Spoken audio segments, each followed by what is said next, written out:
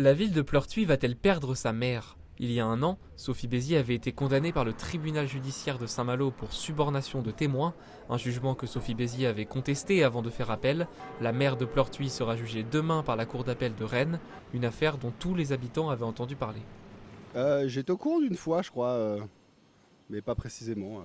Plus ou moins, je savais pas que c'était demain, mais je savais qu'il y avait des problèmes, mais je savais pas que c'était pour demain. Oui, un peu, on a tous entendu parler, je pense, notamment au moment des dernières élections. Si.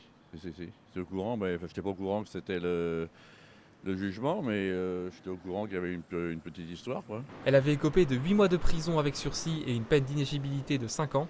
Si cette peine est reconduite, elle obligera la maire de Pleurtuis à quitter son siège d'élu immédiatement, une décision qui fait débat dans les rues de la ville. Ouais, bah comme tout le monde, hein, si tu triches au bac, t'as pas le droit de passer des examens après, donc je sais pas. Je sais pas, c'est une histoire d'exemplarité aussi. Faut de la cohérence, je pense, quand on dirige une mairie. Mais bon, c'est vrai que ce sont quand même des affaires personnelles.